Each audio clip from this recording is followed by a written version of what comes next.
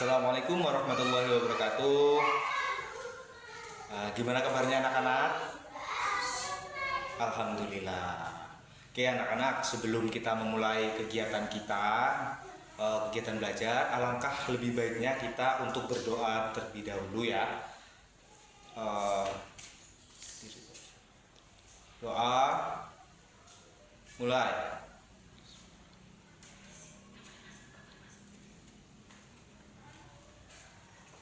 Doa selesai. Baik anak-anak, sebelum kita belajar, Bapak ingin tahu nih, apakah hari ini berangkat semua? Oke, bagus. Dipertahankan ya anak-anak ya, tolong pertahankan tentang kehadiran. Kayaknya sebelum kita belajar, kita ice breaking dulu deh. Oke, nanti ketika Bapak bilang tepuk semangat, semangat gitu ya. Oke, baiklah anak-anakku, hari ini kita akan belajar tentang Undang-Undang Dasar Negara Republik Indonesia 1945. Baik anak-anak, Bapak akan bertanya nih, kira-kira apa yang membuat acara kenegaraan ini berjalan dengan teratur? Oke, bagus. Nih yang kedua, siapa yang menjamin dan mengatur cara bertata negara?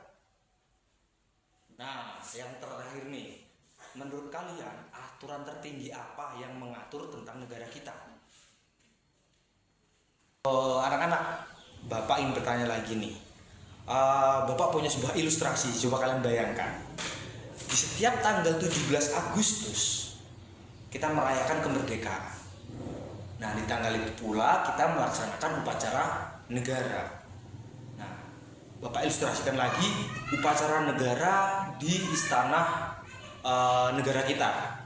Nah, di situ berjalan dengan hikmat, di situ berjalan dengan teratur dan terarah. Nah, di situ berjalan dengan hikmat, di situ berjalan dengan teratur.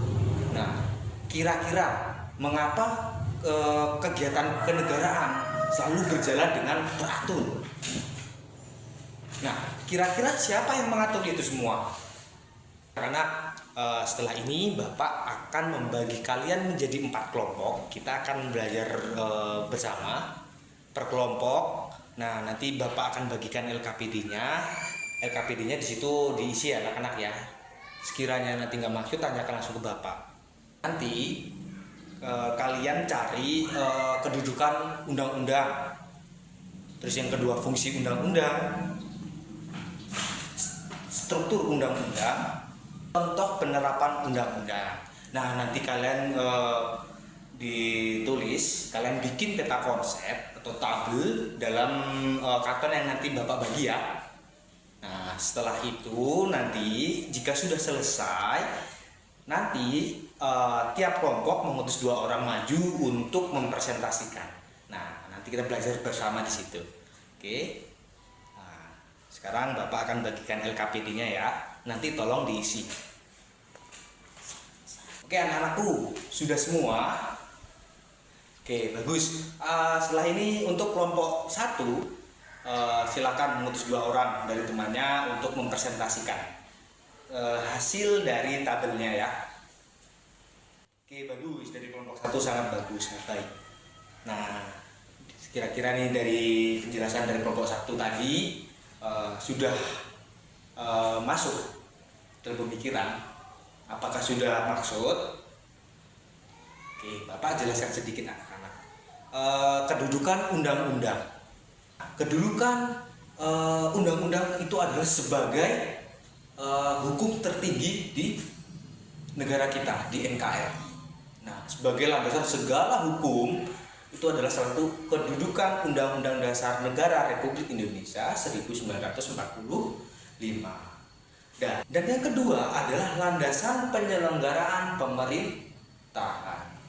Nah, ketika ada kegiatan apapun dalam negara kita ini, dalam negeri kita ini, pasti harus berpacu dengan undang-undang negara, undang-undang dasar negara. Begitu kiranya. Oke, setelah ini kelompok 2. Silakan kelompok 2 untuk mengutus 2 temennya untuk maju dan mempresentasikan hasil penelitian kalian.